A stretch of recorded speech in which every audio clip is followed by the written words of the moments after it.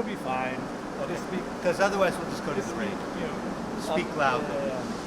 So, all right. Can you do me one favor on the count of 3? Just clap your hands because Okay. it helps sync the audio between Yeah, the two. yeah, yeah. All right, 1, 2, 3. All right, that'll work. And let's see, I had a couple questions with all the other guys, but I think a lot of the people watching this will already kind of be familiar with who you are and with a little bit of what we're doing.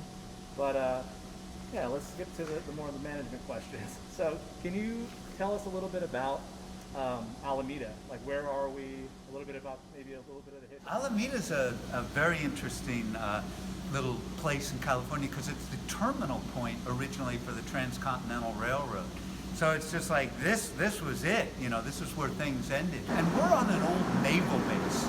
And so this area, this point was perfect for both shipping, for both having the aircraft carriers and destroyers and all this, but Alameda Point, so originally this island was primarily a naval base, and Ronald Reagan closed it down in the early 80s, and it's just sat kind of with nothing going on here and all that time. So this building is, as you can see, it's very cathedral-like. It was built in 1944 as a dry goods storage facility.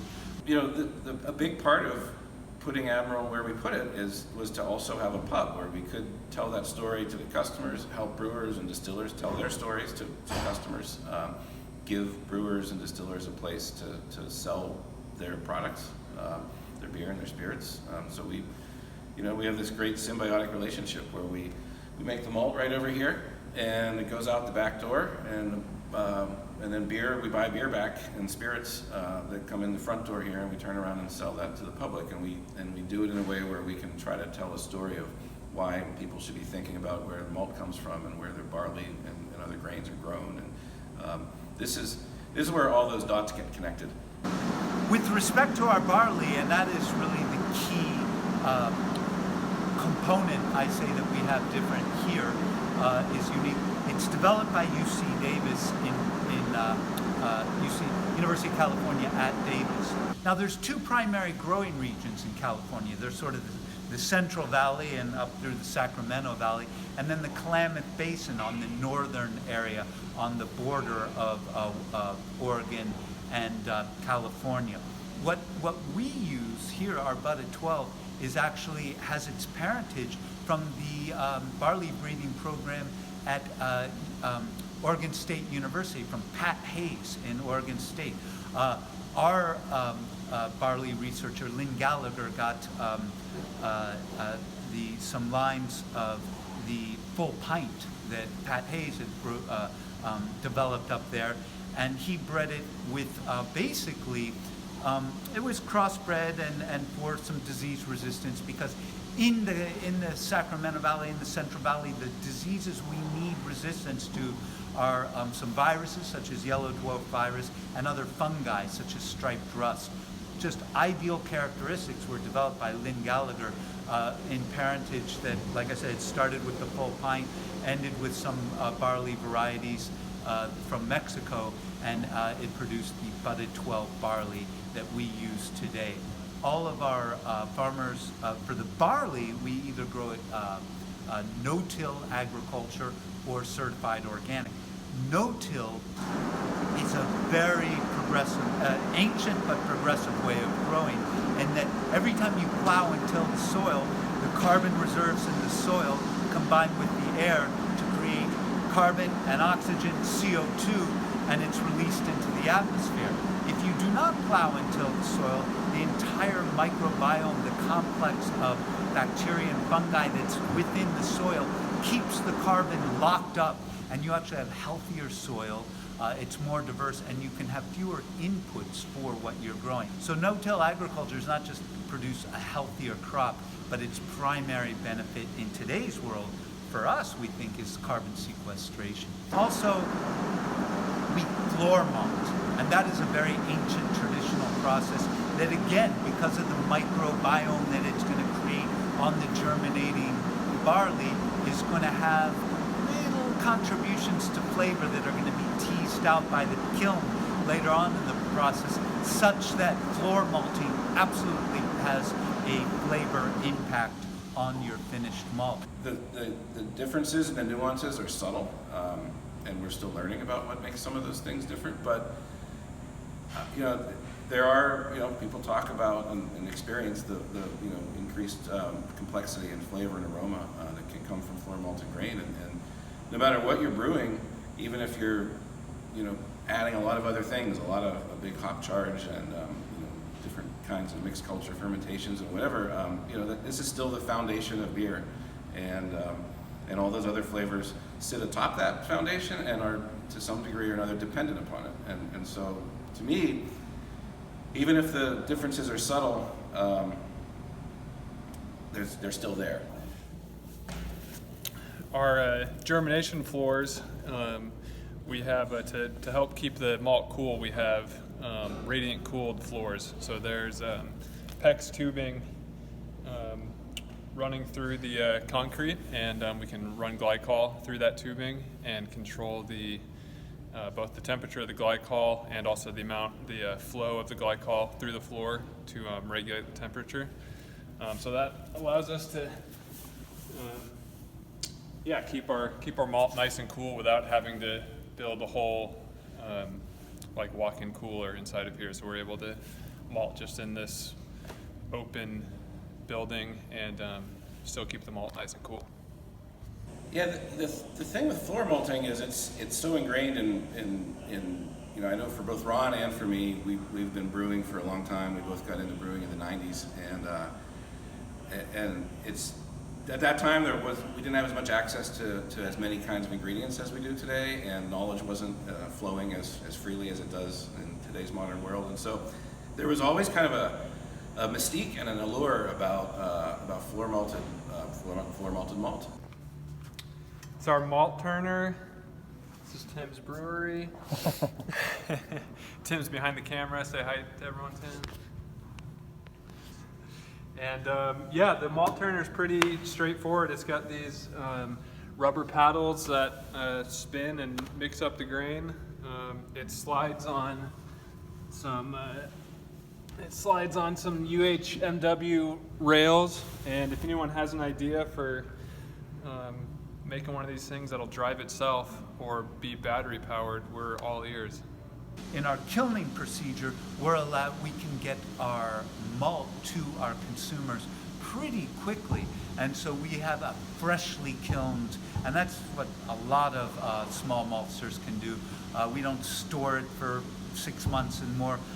Out of the kiln, we make sure that it's sold within 6 months. It's the difference between freshly baked bread, and no matter what the quality, and bread that's been sitting on a shelf wrapped up in a plastic bag for weeks, or freshly roasted coffee compared to stale coffee. So that's the quality that we can get. For our kiln, we built basically just a big insulated box with a false bottom floor. Nothing too special there.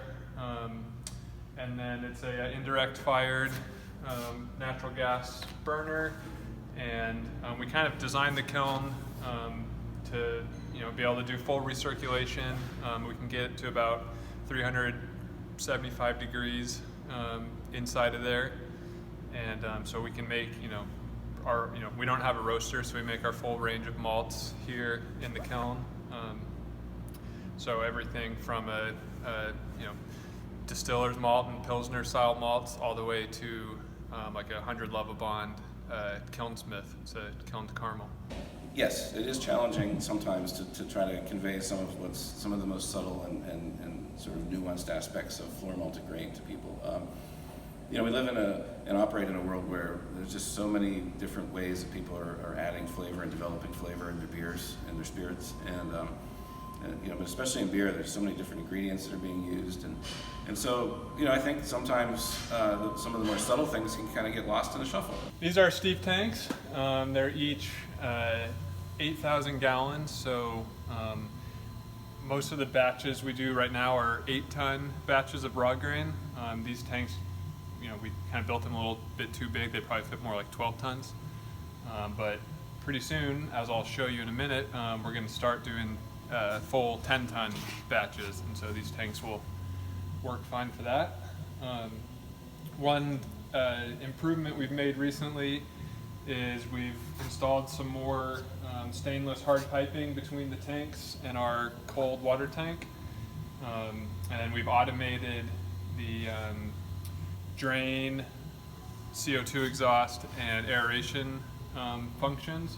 So we still have to fill the tanks manually, but at least we've gotten rid of all of our hoses, and then we can set a drain time in the middle of the night and really start to fine tune our steeping cycles and get it to work outside of our typical work schedule, which is open up a lot of flexibility for us. I think it's really important to be enthusiastic about why we do this and what we get out of it. And I think that's where it's helpful that Ron and I have been brewers for 20 plus years ourselves, because a lot of times we can have those conversations with brewers, young or old, and have those conversations from a place of knowing what it's like to be on the recipe development side and the production side of making beer. I ran into a brewer on the street this week who bought some freshly kilned Feldblum, one of our malts, last week, and they, from my earlier conversations with them, they were waiting for this fresh batch of Feldblum to come out of the kiln. Like, they scheduled their Maibach recipe around when we were going to have this malt ready, because I got them really excited about this idea that, man, when it's fresh, it's really delicious. The smell, the aroma. So I ran into them in the street. They made the beer the day after they picked the malt up. They picked the malt up the day after it came out of the kiln, and they, this brewer enthusiastically volunteered when I ran into him. He's like, man, the brew house smelled totally different. It was amazing. We really get it. To see that light bulb go on for people. It can be hard in a busy world of so much going on with so many ingredients and flavors and things you can do and work with and choose. It can be hard to fight for just something like subtle malt character, but it's possible to get people excited about it. One very exciting piece of news at the Malt House is that this whole storage area with all of the racks will soon be a third germination floor. So we'll have our 2 8-ton germination floors, and then this will be a little bit bigger. It'll fit 10 tons of raw grain. And then we'll still just use our same kiln, and so by adding a third floor, we should be able to stagger the batches, by 30 hours or so, and just run the kiln back to back to back 3 times in a row, and then it'll be off for a day or 2, and then we'll put the next 3 batches in. So using our same steep tanks and kiln, we'll really be able to increase our throughput and annual capacity, which is very exciting. Also exciting is that we won't be handling most of our grain we won't have to handle in super sacks anymore.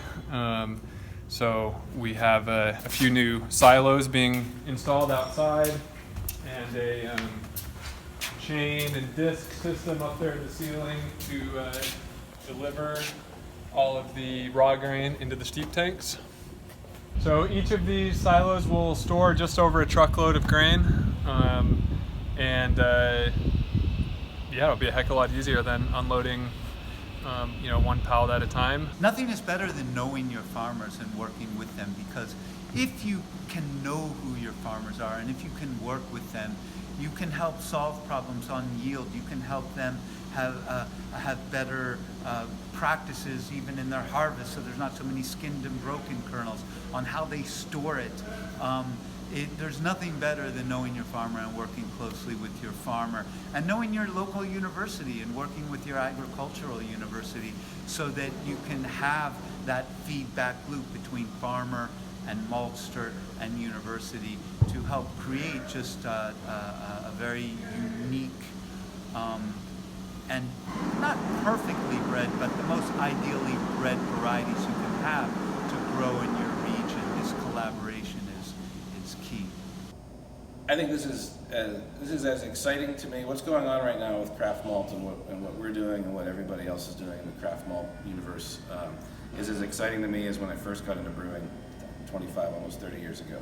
I see the same camaraderie, the same kind of just everybody on a mission, trying to do a cool thing and change the way people think about something that they use every day in their beers and their spirits. I think it's it's challenging because we all have to sell our malt at a higher price point than a lot of malts, and so in these days especially, that's not an easy sell. But it feels like every week, every month that we do this, there's a little more enthusiasm out there, a little more understanding for what we're trying to do and what makes it special, and our sales sort of reflect that even in the pandemic. And so I think it's hard work, but it's just so satisfying, and it just feels like we're all on the right path together, doing a really special thing that's going to change the way beer and spirits are thought of in this country.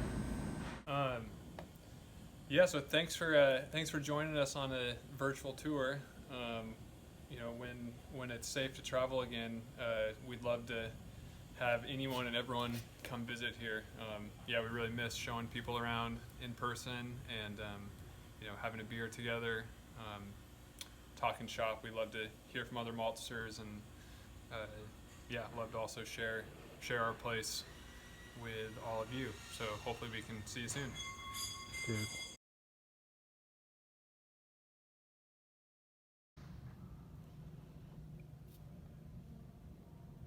Let's do a time lapse.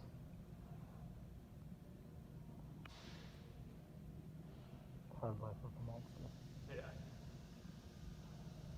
I'm trying to think if there was anything else I wanted to say about that.